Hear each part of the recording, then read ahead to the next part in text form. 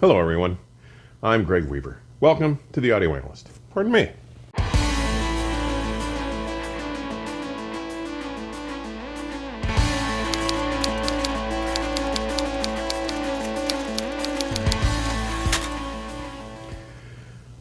As music lovers and audiophiles, we live in an astonishingly exciting time. It should come as no surprise that as the improvements in engineering capabilities, taken in combination with the advances being made in material sciences, march along in step, they are yielding even more creative and effective methods for the most gifted of designers to apply and create the most advanced, exciting, and authentic sounding audio components in the history of our industry. The changes I've seen since I got into this hobby in the very late 1960s are, well, utterly magical. Today we can select from so many truly affordable speakers, electronics, and sources, all capable of producing much more accurate and engaging sound than was possible from even the very best and most costly products available at the dawn of the high-fidelity era in the early 1970s. We are living in a time when so many available products, albeit of the luxury class, have so radically diminished the distinctions between playback and live. And today's leading designers and visionaries continue to regularly chip away at the gap between live and playback, making regular advances, consistently moving us closer and closer to the live performance. It's an amazing time to be a music lover.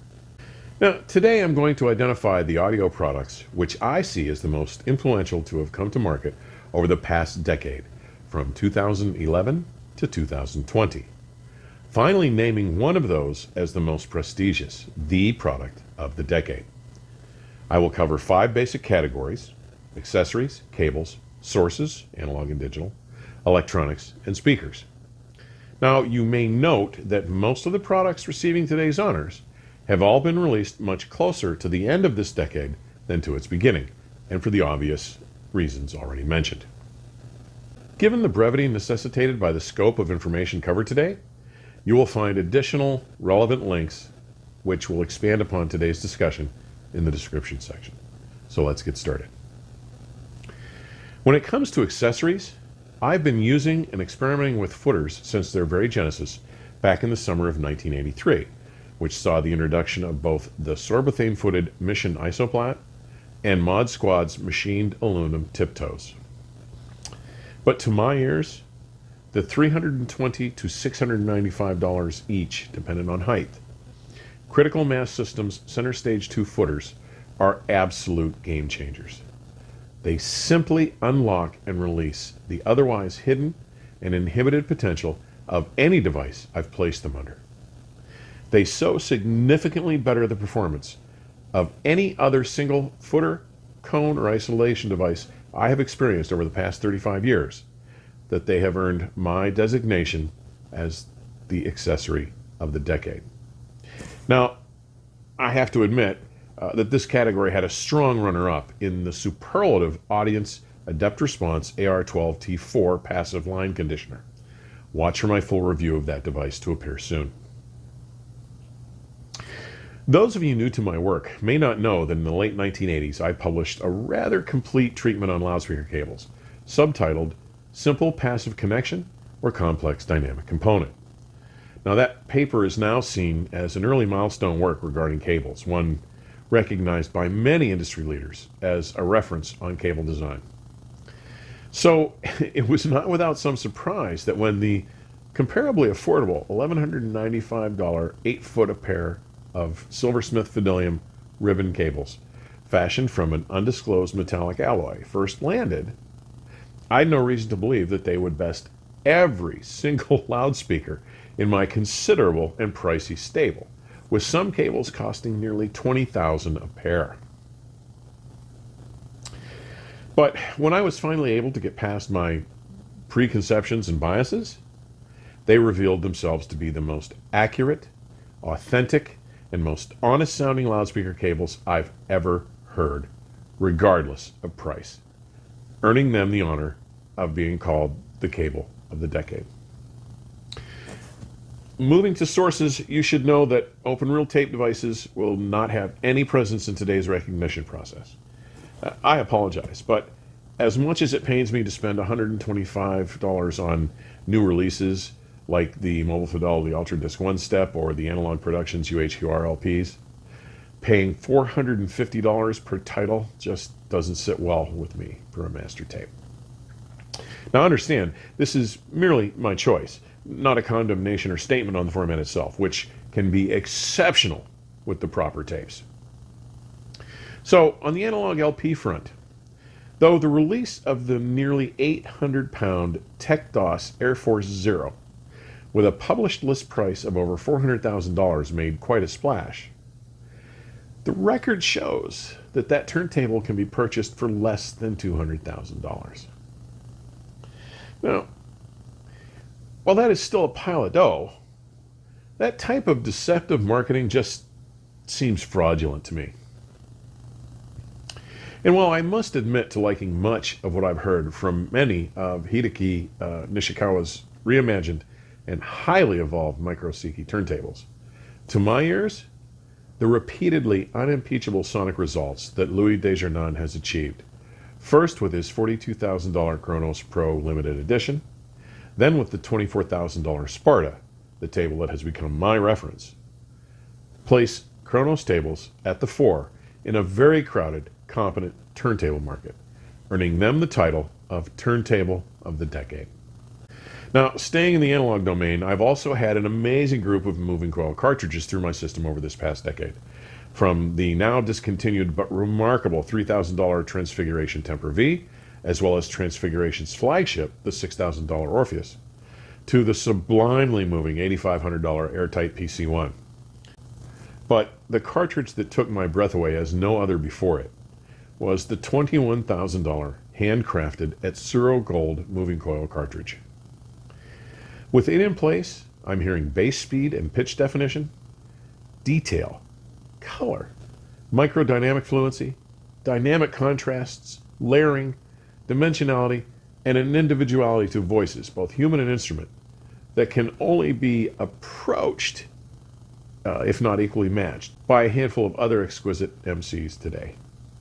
As such, the Etsuro Gold is the cartridge of the decade. Taking a look at digital sources, which, by my own definition, should accommodate optical disc playback, including Redbook CD, DVD-A, SACD, BD audio, etc. Here, too, we find many, many great options, starting in the early part of the decade with devices like the $15,000 Playback Designs MPS-5, through the more recent $22,000 T+A PDT 3100 HV. And while it's no secret that I was slow to the digital party, as it just wasn't initially involving enough, even I must admit that digital has really blossomed and become very competitive with analog over this past decade, to the point where today I'm as format agnostic as I have ever been. And as much as I must praise the Mola Mola Tambaki DAC on its own, the finest digital front end that I have heard to date is Esoteric's newly redesigned flagship system, introduced at Expo 2019, consisting of the $50,000 Grandioso P1X Transport, the $50,000 a pair D1X Monoblock DACs, and the $26,000 G1 Rubidium Master Clock. But where I feel digital has shown the most remarkable maturity has been with today's high-resolution streaming services, something that every music-loving audiophile should consider an essential service in 2021. Now, some of the more popular early services like Pandora and Spotify, which launched in 2005 and 2008 respectively, could deliver only ultra-low quality MP3 quality files, ranging anywhere from 16 to 320 kilobits per second, a far cry from even the Redbook CD standard of 1,411 kilobits per second. But in 2014, Tidal took things to a new level and started streaming CD quality files. But let's talk about French-based Qobuz. Originally founded in 2007, streaming unremarkable low-quality files through most of Europe, They launched in the US market in May of 2019, offering all lossless quality 16-bit 44.1 kilohertz CD quality streams. Now, today, the Qobuz catalog has over 70 million tracks, with more coming every day. But here's the kicker. They also offer the largest high-resolution catalog available for streaming, with almost 425,000 albums at resolutions up to 24-bit and 192 kilohertz. Guys, even to this old analog hound, Qobuz is the best thing to happen to music-loving audiophiles since the invention of the long-play stereo record. As such, Qobuz is my choice for the digital source of the decade. Moving to electronics, again, there are so many choices. So I'm going to cut to the chase here. Ever since first hearing the distinctly rich tonality and virtual silence that John Curl's game-changing 4-box $1,895 Vendetta Research SCP-2 phonostage could create way back in 1988, the bar was set, inspiring my relentless quest for any incremental improvement from a phonostage that can be had. As such, over this past decade, I've enjoyed many exceptionally accomplished phono preamplifiers. Two that have singled themselves out from much of the competition most recently are the $13,500 Dynamic Sounds Associates Phono 2, a device that I've had the pleasure of living with for the past several years. Another is a recent arrival, the $22,200 two-box AudioNet phonostage that includes the PAM G2 and its external EPX high current, extremely precise, and load-independent power supply. It is simply sublime in its abilities. Watch for a full review on the PAM G2 and the EPX soon. But guys, without question, the exotic and intoxicatingly engaging $80,000 two-box Valve Amplification Company's Statement Phono Preamplifier sets an almost impossible standard. I have heard the VAC statement over a dozen times for many hours on end. It shows from Denver to Munich, and it receives the designation as Phonostage of the Decade. Now, moving to integrated amplifiers. While the $54,500 CH Precision i1 Universal Integrated Amplifier really blew up my skirt, I mean, it was amazing. There are two others from the past few years that continue to vie for top honors. They are the $150,000 Valve Amplification Company's superb Statement 450i IQ and the $55,000 AudioNet Scientist Series Humboldt. Now, while the Humboldt's sonic approached the performance of the company's flagship separates, my 3 months living with the VAC Statement 450i IQ, a machine that is as visually stunning to look at as it is sonically accomplished, one which incorporates the essence of that $80,000 Statement phonostage, it easily earned the top spot as the integrated amplifier of the decade. It's splendid. Moving to preamps or line stages, I've also had the opportunity to live with some remarkable standouts, from the $14,500 Dynamic Sounds Associates Pre-1 line stage to what must be seen as the bar-setting, unprecedented design of the $55,000 AudioNet Scientist Series Stern line stage. Now, as evidenced by episodes 45 and 46, my view clearly is that specifications, while useful and informative, simply cannot predict musical performance. But even with that caveat in mind, you need to know that the Stern's frequency response is 0 hertz to 2,200,000 hertz, with a channel separation greater than 144 decibels. DC to 2.2 million hertz. Stern's upper frequency limit is more than 10 times that of the $90,000 Constellation Altair 2, more than 36 times higher than the PassLabs XS preamp, and more than double that of both the CH Precision L1 and the Solution 725 line stages. all of which are roughly the same asking price as the Stern. Further, most of those competitive preamps only accomplish a channel separation just over 110 dB, nearly 35 dB lower than the Stern can achieve, whose inventive construction and utter sonic veracity make it the line stage of the decade. Next up, amplifiers. And this past decade has been witness to remarkable advances that have given us some supreme performers. Leading the path here are the likes of the triumphantly authentic $15,000 a pair ultra-high bias Class A, AB, Parasound Halo JC1 Plus monos.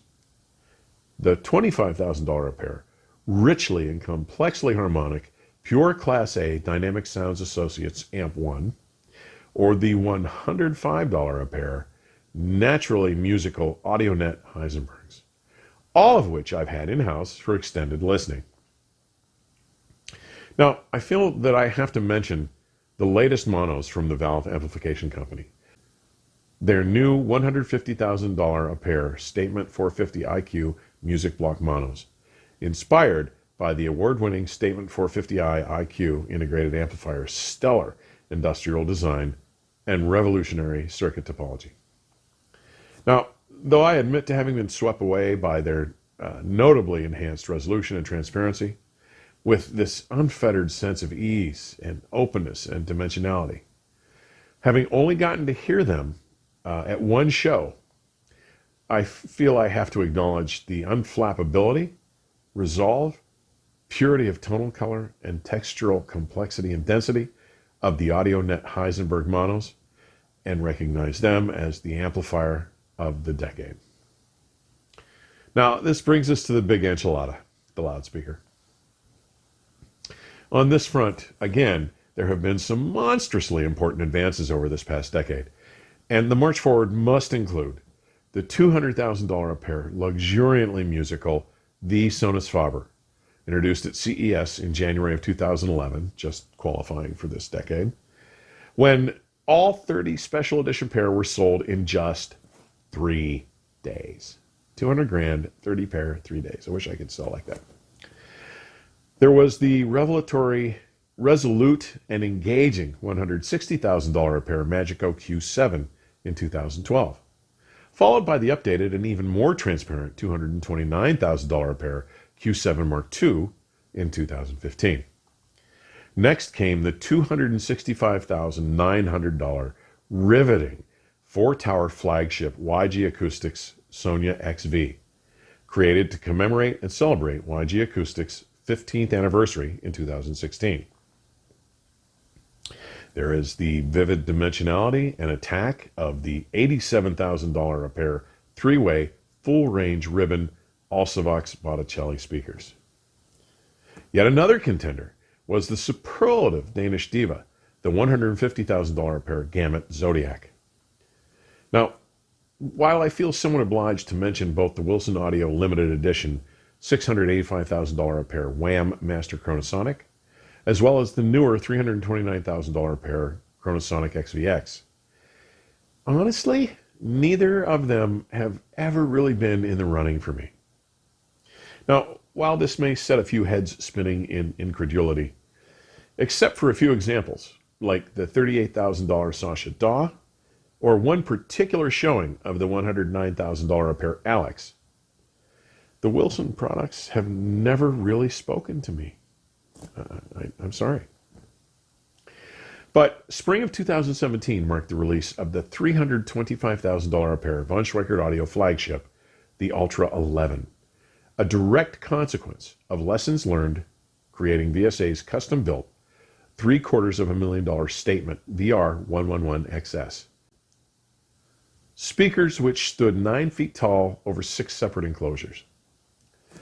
Now, the fact that VSA has toured this 14-driver per side, 850-pound, 7'6" tall behemoth, as well as other models of its Ultra lineup, including my personal reference, the Ultra 9s, to an average of something like 5 shows per year over the past half-decade, has allowed for music lovers around the world to experience the wonder that a loudspeaker whose design, components, and integration represent the the state of the art can bring.